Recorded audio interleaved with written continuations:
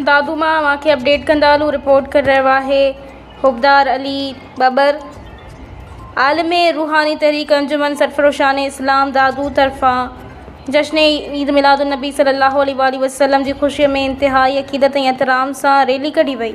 Rally जी क़यादत अमीर दादू कामरान मलिक कई। Rally में ख़ासि शिरकत अंजुमन सरफरोशान इस्लाम जे मरकज़ी अॻवान मलिक यूनुस जमाल, हाजी यासीन मुग़ल, फैसल कादरी, हनीफ़ मुग़ल, ज़िले दादू जा अॻवान अब्दुल करीम जमाली, बशीर चांडियो, साकिब चन्ना, अब्दुल कादिर चन्ना, फ़हीम लांघा, नूर नबी सोलंगी कई। रैली के ख़िताब कंदे अंजुमन सरफरोशान इस्लाम पाकिस्तान जे अॻवाननि चयो त नबी करीम सल्लल्लाहु अलैहि वसल्लम सॼी काइनात लाइ रहमत बणिजी तशरीफ़ खणी आया। अल्लाह पाक फरमायो, महबूब सल्लल्लाहु अलैहि वसल्लम, जेकॾहिं तव्हां सल्लल्लाहु अलैहि वसल्लम खे पैदा करण मक़सदु न हुजे हा त आउं काइनात जी तख़लीक़ न करियां हा। असांखे दुनिया ऐं आख़िरत जी कामयाबी लाइ नबी सल्लल्लाहु अलैहि वसल्लम जे ॿुधायल रस्ते ते हलणु घुरिजे। अंजुमन सरफरोशान इस्लाम ही पैगाम ॾेई रही आहे त पंहिंजी दिलि जी धड़कनुनि सां हर वक़्तु अल्लाह खे यादि करियो ऐं पंहिंजा दिलि नूर सां मुनवर करियो।